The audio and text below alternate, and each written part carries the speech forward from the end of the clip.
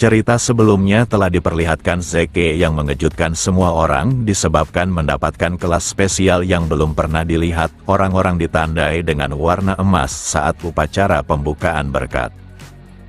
Tak hanya itu, kini Zeke telah mendapatkan 100 poin karma dan dia membutuhkan 10 poin karma untuk membuka berkat skills naga kuno. Dikarenakan sebelumnya dia tidak dapat membukanya karena tidak memiliki poin karma, maka sekarang dia akan menggunakan poin yang diberikan oleh sistem untuk melihat skill tersebut. Karma poinnya pun berkurang menjadi 90, menunjukkan jika dia berhasil membukanya. Yang benar saja, Zeke memiliki 3 skill naga, di mana yang pertama adalah mata naga yang memungkinkan penggunanya untuk melihat informasi detail dari seseorang setelah mengamati, dan dia membutuhkan 20 poin untuk membukanya. Lalu yang kedua adalah skill kekuatan naga dengan fungsi membuat lawannya menyerah menggunakan penekanan dari aura miliknya, dan dia membutuhkan 30 poin untuk membukanya. Selanjutnya sekaligus yang terakhir adalah skill sang pelahap yang memungkinkannya untuk memakan serta mengonsumsi banyak makanan dan dibutuhkan 50 poin untuk membukanya. Dengan santai Zeke terus membaca dan mencoba memahami ketiga skill spesial berbasis naga tersebut. Walau dia mengerti tentang skill mata naga maupun kekuatan naga, tapi Zeke cukup penasaran tentang skill pelahap yang hanya ditujukan untuk memakan dan mengonsumsi banyak makanan, tapi malah membutuhkan poin tertinggi untuk membukanya. Dikarenakan dia belum memahaminya, maka dia memutuskan untuk membuka yang sudah dimengertinya. Tanpa pikir panjang lagi, dia membuka kedua skill mata naga dan kekuatan naga. Lalu dia segera mencoba mengaktifkan mata naga miliknya untuk mengetes apakah skill ini akan berguna. Awalnya dia terlihat biasa-biasa saja, bahkan tak mengerti apa yang berbeda walau sudah melihat di sekelilingnya. Lalu diam keluar di jendela dan dikejutkan akan hasil yang sangat tak masuk akal. Di mana patung yang ada di Aman terlihat seperti berada tepat di depan matanya, dan skill ini akan sangat berguna untuknya. Tak lama setelah itu sistem kembali memberikan pesan untuknya.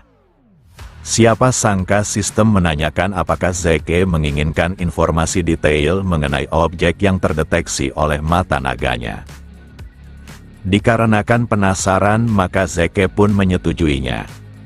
Lalu informasi yang dimaksud oleh sistem pun seketika muncul, di mana tiap benda yang dilihatnya memiliki riwayat informasi hingga ke bagian terkecil dari mana benda itu berasal.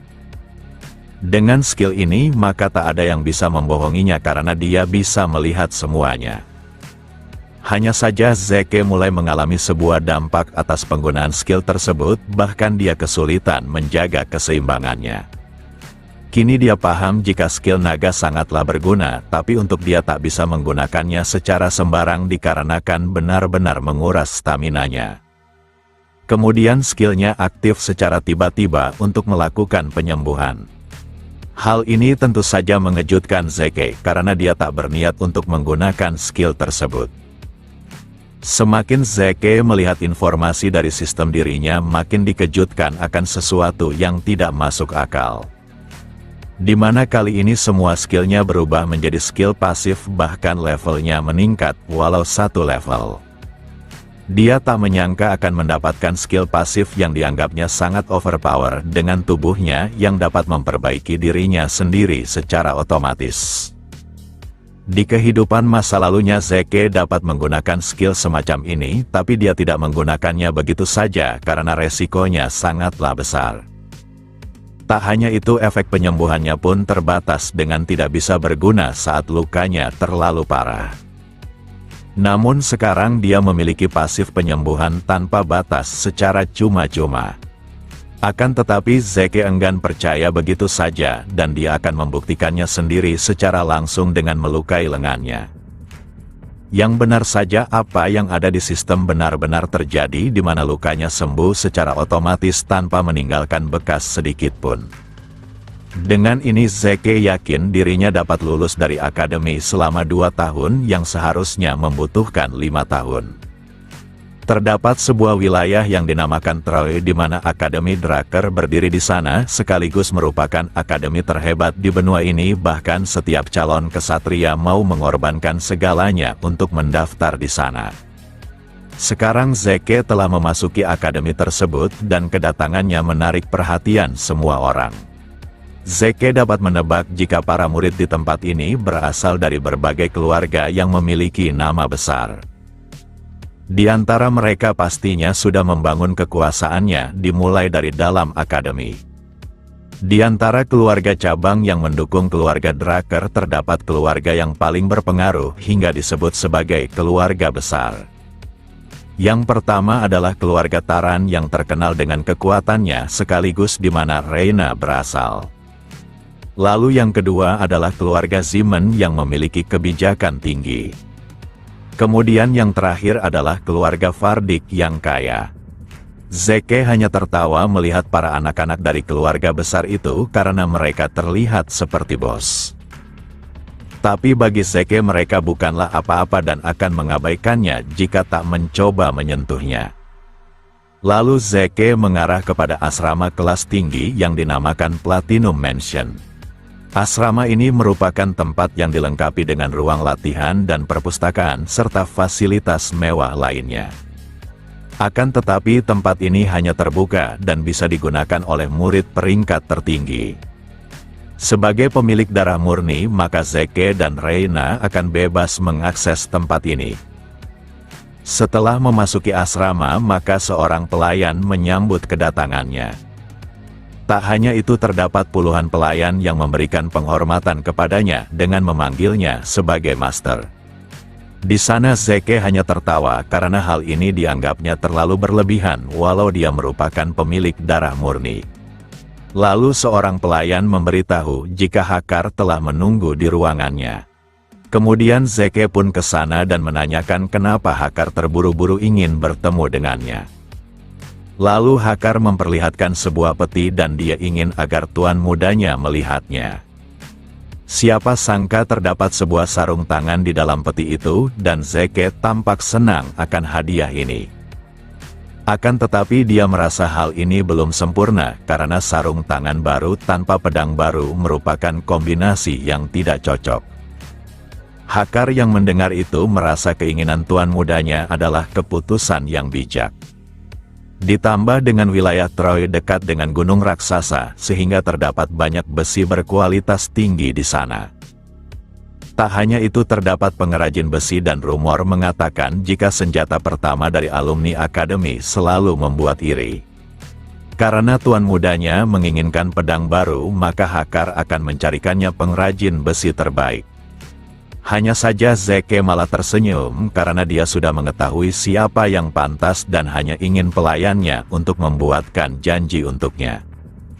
Saat Hakar membuka nama orang yang diinginkan oleh tuannya, maka Hakar cukup terkejut disebabkan dirinya belum pernah mendengar nama Galeon Halbert. Zeke juga merasa tempat ini sangat cocok untuknya disebabkan tak ada murid yang seenaknya mengganggu agar dia dapat berlatih sepuasnya. Di saat yang sama seorang pelayan datang dan mengabari jika Reyna telah mengirim sebuah undangan. Walau belum mengetahui maksud dari undangan tersebut, tapi Zeke tidak seharusnya menolak undangan itu.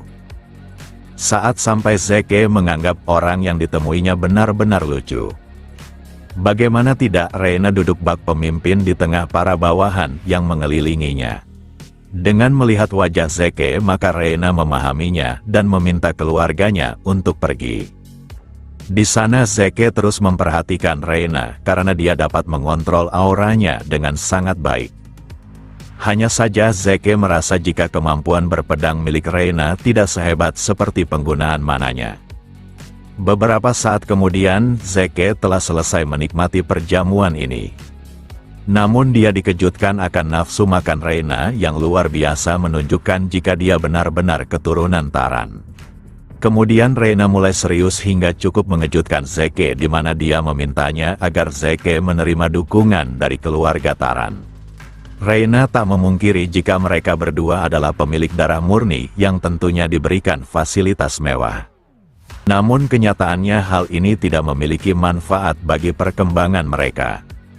Di mana pengetahuan akademis yang telah terkumpul secara berabad-abad serta instruktur pribadi untuk meningkatkan kemampuan merupakan syarat utama menjadi kuat dan keluarga Tamar dapat memberikan hal tersebut kepada Zeke.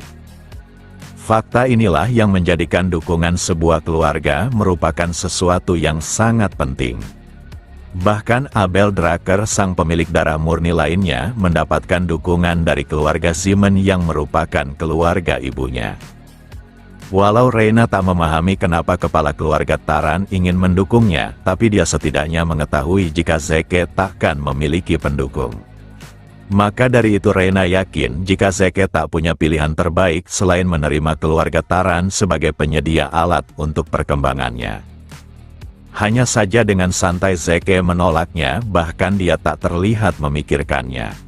Tingkah itu membuat Reina berpikiran apakah Zeke tidak dapat berpikir jernih.